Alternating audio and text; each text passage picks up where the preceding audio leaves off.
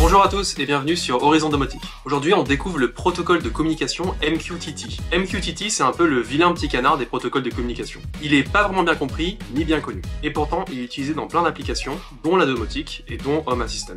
Ce que je trouve super sympa c'est que le mécanisme derrière MQTT permet d'expliquer de façon assez élégante comment Home Assistant fonctionne en tant que plateforme. Car même si Home Assistant n'utilise pas MQTT en interne, la plateforme utilise un système d'événements assez proche conceptuellement parlant. C'est pour ça que dans cette vidéo on va se pencher dessus et comprendre un petit peu comment ça marche. Bon, on commence par le début. MQTT, ça veut dire MQ Télémétrie Transport. Je rigole pas, le MQ de MQTT veut vraiment dire MQ. Bon, initialement, MQ faisait référence à une vieille ligne de produits IBM qui s'appelait IBM MQ, qui voulait dire Message Queue, ou file d'attente de messages. Et c'est assez rigolo quand on sait que le protocole actuel MQTT n'utilise absolument aucune file d'attente. Donc en termes de naming, on est quand même sur du gros niveau. Bon, si on passe outre le nom qui est carrément nul. MQTT, c'est un protocole de communication construit pour l'Internet des objets et qui se base sur un mécanisme de publication-abonnement, en anglais un PubSub, pour Publish Subscribe.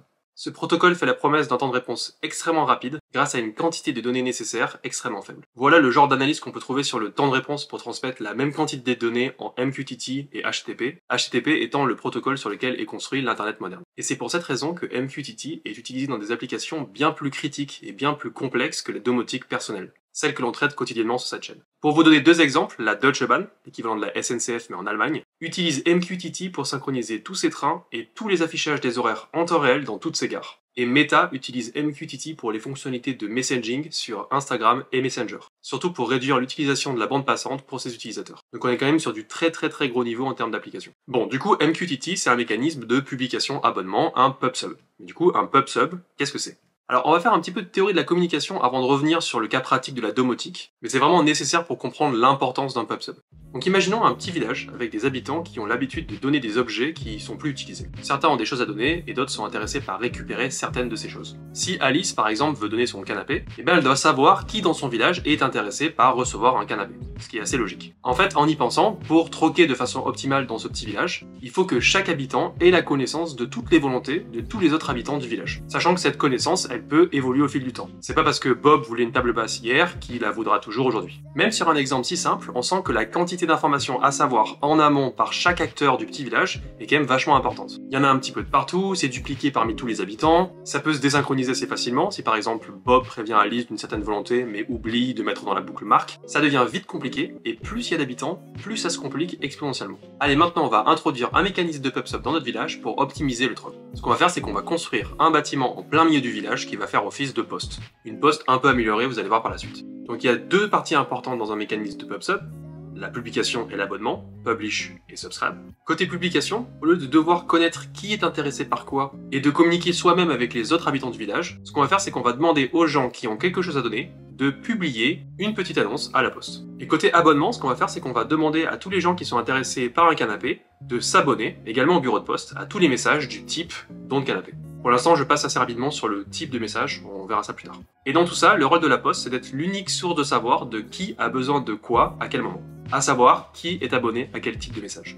Lorsque Alice publie un message du type don de canapé à la poste va envoyer ce message à tous les habitants qui sont abonnés à ce type de message. C'est pour ça tout à l'heure que je disais que c'était une poste un peu améliorée. En fait, c'est un peu comme une poste qui sait lire le contenu des enveloppes et dupliquer les lettres pour les envoyer à plusieurs destinataires. Donc l'analogie est un petit peu bancale, mais au moins c'est assez simple à comprendre. Si un habitant a plus le besoin d'un type d'objet, alors il se désabonne auprès de la poste. Par exemple, j'ai plus le besoin de recevoir les messages de type don de table basse. Ce qui est intéressant, c'est que si Marc, par exemple, publie un message du type don de ballon de football, il le fait avec aucune connaissance de qui va recevoir ce message, puisque ça, c'est la responsabilité de la poste. Allez, revenons maintenant sur Home Assistant et sur comment ça fonctionne en interne, parce que je trouve ça super intéressant. En fait, le cœur de Home Assistant, c'est un PubSub, qui s'appelle le bus d'événements. En anglais, Event Bus, que vous pouvez voir en plein milieu de ce diagramme. C'est l'équivalent de la poste en plein milieu de notre village. Lorsqu'on crée une automatisation toute simple, comme par exemple lorsque la lumière du bureau s'allume, alors envoie-moi une notification. En fait, ce qu'on fait, c'est qu'on crée un processus, un habitant dans notre petit modèle de village, et on abonne ce processus au changement d'état de la lumière du bureau.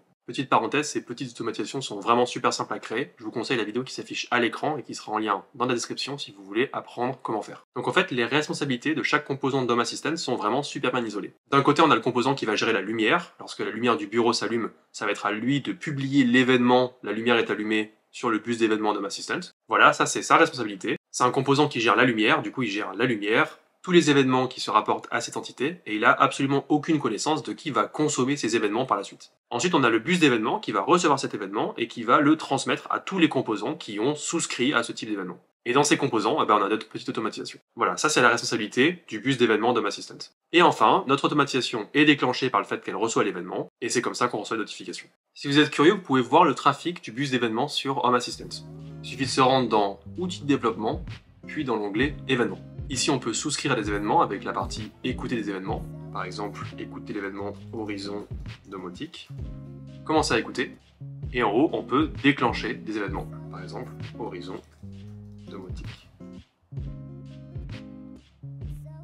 Bon, ça peut paraître assez bête comme test pour l'instant, mais on peut faire des trucs plus intéressants, comme par exemple écouter tous les événements, avec un astérix ici, hop, commence à écouter. Et si jamais je commence à jouer avec Home Assistant, par exemple, allumer ou éteindre mes lumières, on peut voir tous les événements qui s'échangent actuellement sur le bus d'événements d'Home Assistant. Voilà. Dans la petite démo que je viens de faire, j'ai créé 157 événements. On peut voir que ça continue à augmenter tout doucement, puisque du coup je reçois des événements en permanence dans mon système domotique, à raison de quelques événements par seconde.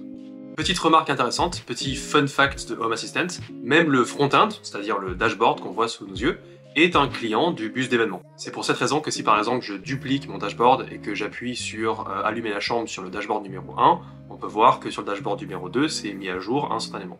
Pareil pour rez-de-chaussée, etc., etc. En fait, on s'en rend compte assez facilement si on regarde cette partie-là, des outils de développement, onglet événements. Ici, on peut voir tous les composants qui sont abonnés à certains événements. On peut voir qu'on a actuellement 10 abonnés à l'événement changement d'état.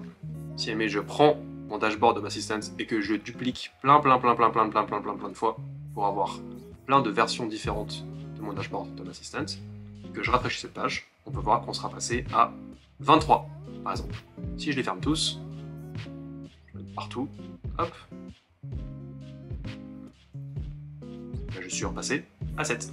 Allez, maintenant on se lance dans le vif du sujet, on va installer Mosquito, qui est la façon la plus simple d'obtenir MQTT sur Home Assistant.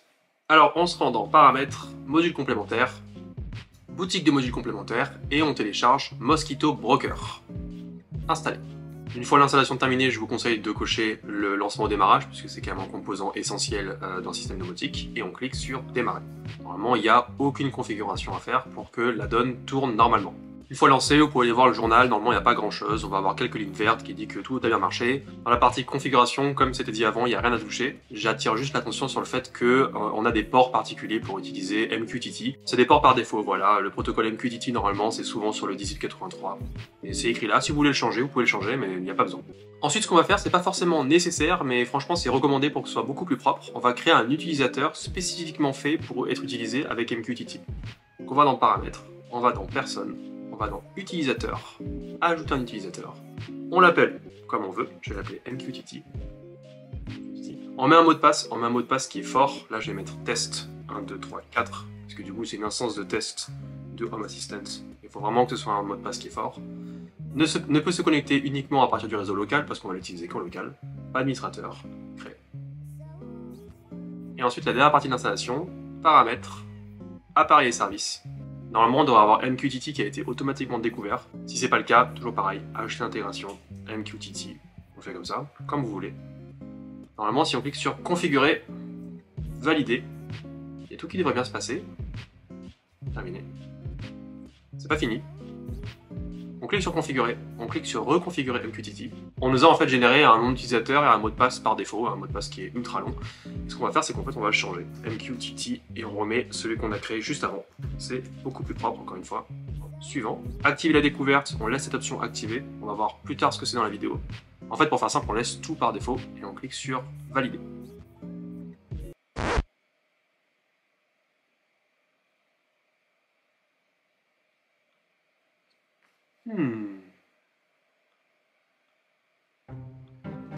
MQTT, test 1, 2, 3, 4, suivant. Voilà, je sais pas pourquoi ça n'a pas marché la première fois, mais normalement c'est censé être vraiment simple. Terminé. Alors avant de continuer, un tout petit peu de nomenclature sur MQTT. La poste du village s'appelle un broker dans le monde MQTT. Donc en fait, Mosquito, c'est un broker MQTT. Le type de message que j'ai passé sous silence tout à l'heure s'appelle un topic. Et les topics peuvent être imbriqués avec des slash comme ceci pour favoriser l'exploration. On peut faire un petit peu ce qu'on veut Souvent, les gens qui ont pas mal de messages MQTT, ils les groupent par pièce, puis par type d'appareil, etc., etc. Mais on fait absolument ce qu'on veut. On va également installer un petit outil sur notre ordinateur qui s'appelle MQTT Explorer, qui permet justement d'explorer tous les topics d'un broker MQTT. On peut utiliser des mots compliqués parce qu'on les a vus juste avant. Je vous mets le lien dans la description pour télécharger MQTT Explorer. C'est vraiment pas compliqué, c'est juste un outil qu'on installe sur notre ordinateur. Donc on lance MQTT et on va créer une nouvelle connexion. On clique sur Connection, on va l'appeler Horizon Domotique. Protocole MQTT, Lost, c'est l'adresse IP de votre instance Dom Assistant sur laquelle le broker MQTT Mosquito tourne. Moi c'est ça. Le port, on laisse le fameux 1883, sauf si vous l'avez changé. Et le username et le password, eh ben, c'est l'utilisateur qu'on a créé dans l'étape avant. Ça va être MQTT et test 1, 2, 3, 4. On clique sur Advanced pour pouvoir gérer nos abonnements. Le DS côté MQTT, ça veut dire je m'abonne à tout, donc on le laisse. Et le 6, ça n'a jamais servi à rien, donc on va le supprimer. Back, save, collect. Et voilà, donc ça c'est MQTT Explorer. Ici j'ai tous les messages de mon broker. Ici j'en ai pas, puisqu'on vient à peine de démarrer cette vidéo. Et ici on a la partie Publish, où on va pouvoir publier des messages sur notre broker. Donc ce que je vais faire, c'est que je vais prendre MQTT Explorer, je vais le mettre sur le côté.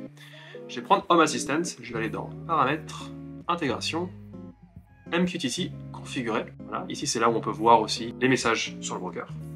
Ce que je vais faire, c'est que je vais publier d'un côté et je vais recevoir de l'autre pour qu'on puisse voir un petit peu comment ça se passe. Donc côté abonnement sur Home Assistant, je vais m'abonner à un topic. Je vais l'appeler Horizon Domotique 1, par exemple. Donc ce que je vais faire, c'est que je vais faire Horizon Domotique tout. Je vais mettre un dièse et je vais commencer à écouter.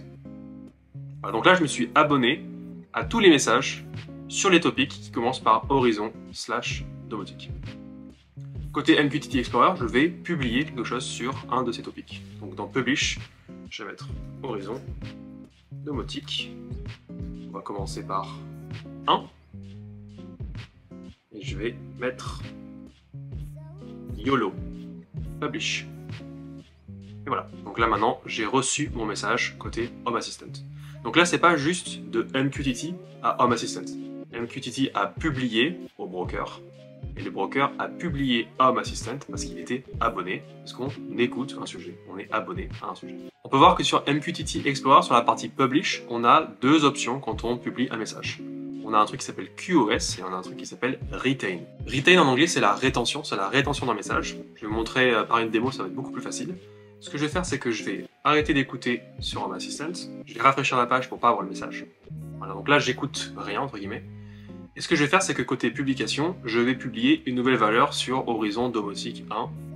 Je vais publier je ne suis pas là. Publish. Donc là, j'ai publié un message sur Horizon/Domotique/1 avec le flag retain qui est à false, donc en fait avec pas de rétention. Ce qui s'est passé, c'est que ce message il a été reçu par le broker et le broker a essayé de l'envoyer à toutes les personnes ou à tous les composants qui étaient abonnés, sauf qu'il n'y en avait pas. Et du coup, ce qui se passe, c'est que si maintenant, plus tard, a posteriori, je demande à Home Assistant de s'abonner à ce topic, eh bien, je vais pas le recevoir, puisque du coup, il n'y avait pas de rétention. On va faire une deuxième démo. Ce que je vais faire, c'est que je vais faire la même chose. Je vais arrêter d'écouter. Je vais rafraîchir la page pour être sûr qu'on n'a rien. Et je vais republier une autre valeur sur Horizon Domotique 1. Je vais écrire « Je suis là ». Et je vais, cette fois-ci, activer la rétention, publier. Donc là, ce qui se passe, c'est que le broker reçoit ce message. Effectivement, il n'y a personne qui est abonné à ce message, mais la rétention est là, donc du coup, il va garder ce message pour, au cas où, s'il y a quelqu'un d'autre qui s'abonne a posteriori à ce topic. Comme par exemple, c'est le cas maintenant. Maintenant, je vais m'abonner à ce topic, et le broker va m'envoyer le message directement, puisque du coup, il a retenu. Là, je peux arrêter d'écouter, réécouter, arrêter d'écouter, réécouter, et je vais le recevoir à chaque fois, puisque du coup, le broker a ce message. On va faire un eye test pour voir si on a bien tout compris. Je vais arrêter d'écouter. Sur le 1, je vais envoyer « Je suis encore là », et je vais mettre la rétention, publier. Sur le 2, je vais envoyer « Je suis pas là », je vais désactiver la rétention, publier. Donc maintenant, j'ai deux topics, on peut les voir ici, Horizon, Domotique, et je suis encore là, et je suis pas là, je suis encore là, il a la rétention, je suis pas là, il n'a pas la rétention. Si à mes côtés abonnement, donc côté Home Assistant, je souscris, je m'abonne aux deux topics, en fait à tous les topics qui commencent par Horizon Domotique. J'appuie sur commencer à écouter, mais je vais recevoir le 1 parce qu'il a une rétention. J'ai pas recevoir le 2 parce qu'il n'en a pas. Maintenant, on va faire la partie qui est intéressante. On va créer des capteurs sur Home Assistant à partir de valeurs qui arrivent de MQTT. Il y a deux façons de faire ça. Il y a une façon manuelle et une façon automatique. Pour la façon manuelle, c'est vraiment pas compliqué. Il y a de la doc que je mettrai en lien dans la description sur comment le faire.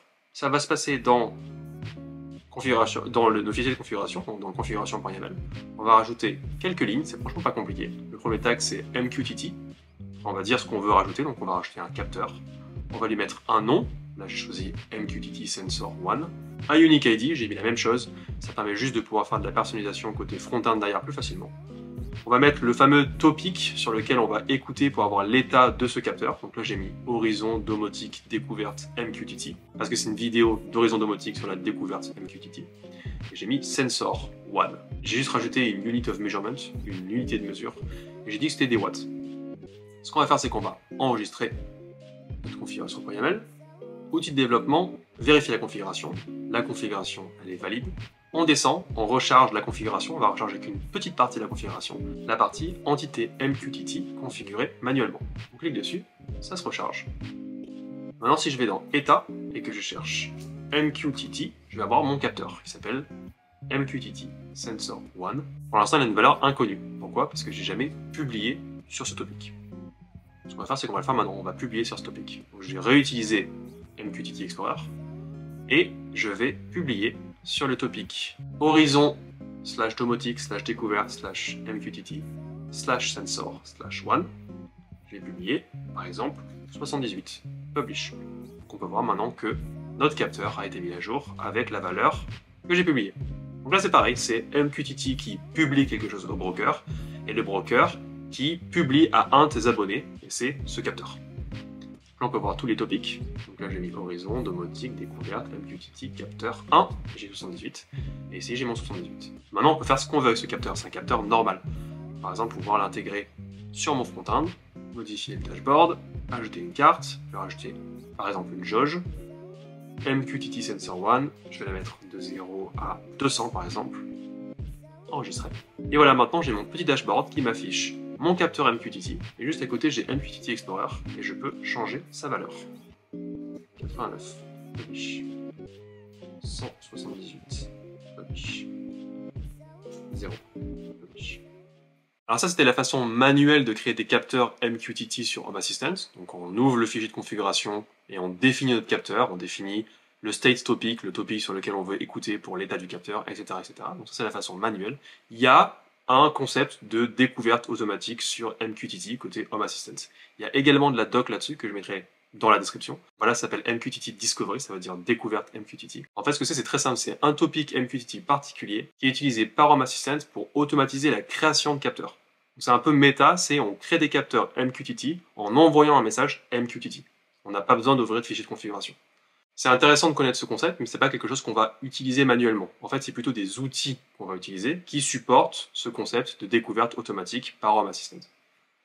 On a la liste des outils qui supportent ce concept de découverte, et par exemple, dedans, on peut trouver des trucs du type Zigbee to MQTT ou ESPium. Donc on a des gros outils qui permettent la découverte automatique de tous ces capteurs MQTT. Donc maintenant, ce qu'on va faire, c'est qu'on va le faire entre guillemets à la main, juste pour vous montrer que ça marche. Donc, ce que je vais faire, c'est que je vais créer le jumeau de ce capteur. Au lieu de l'appeler Sensor 1, je vais l'appeler Sensor 2.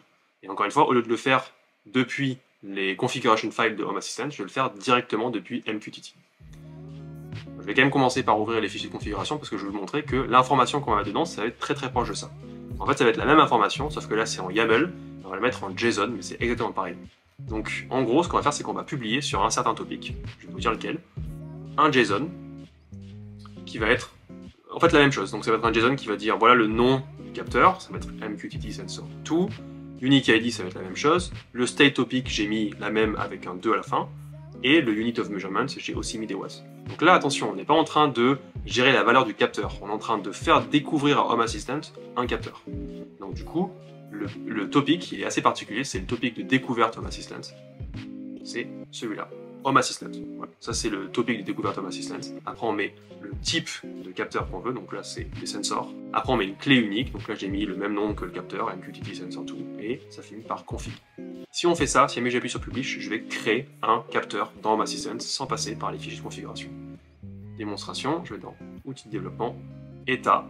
J'ai filtré sur MQTT. Si je publie ça, publish. J'en aurai un deuxième maintenant. Il a une valeur unknown parce que j'ai rien envoyé sur ce fameux state topic. Mais du coup, le capteur est créé. Et maintenant, ce qu'on va faire, c'est qu'on va lui attribuer une valeur. Donc, je vais prendre le state topic. Hop, on va mettre ça. Je vais mettre 45. Publish. Voilà, maintenant, j'ai une valeur sur mon capteur numéro 2. Ce que je peux faire, c'est que je peux aussi l'afficher dans mon front-end. Hop, dupliquer. Sensor to. Et voilà, donc maintenant j'ai mes deux capteurs, un qui a été créé manuellement, un qui a été découvert automatiquement depuis MQTT directement, et les deux peuvent être modifiés depuis MQTT Explorer en publiant sur des topics différents. Si je publie sur le 1, je vais changer la valeur de mon capteur 1, 98 par exemple, off. Et si jamais je publie sur le 2, je vais changer la valeur de mon capteur 2, 145. Et voilà. Et voilà, on arrive à la fin de cette vidéo. C'est vrai que c'est pas la vidéo où vous repartez avec le plus de connaissances concrètes sur Home Assistant. Mais pour moi, cette vidéo, c'était un prérequis pour vous parler de sujets qui sont vachement cool. Si je regarde ma propre instance d'Home Assistant, j'utilise MQTT pour 3 sujets super intéressants que j'ai envie de vous partager par la suite. Premièrement, j'ai un réseau Zigbee assez important, comme vous pouvez voir sur ce schéma, et j'intègre tout ça grâce à un outil qui s'appelle Zigbee to MQTT. Je surveille également la consommation énergétique de mon domicile grâce à un module que j'intègre par MQTT. Et enfin, j'ai intégré les données de mon véhicule dans Home Assistant grâce à un outil qui s'appelle TeslaMate, qui permet de récupérer toutes les informations qui proviennent de ma Tesla. Ces 3 sujets feront l'objet de 3 vidéos dans le futur. En attendant, j'espère que cette vidéo vous a plu, j'espère que vous avez appris quelque chose sur le fonctionnement d'Home Assistant et sur la théorie de la communication. Pour ma part, je vous dis à très bientôt dans une prochaine vidéo,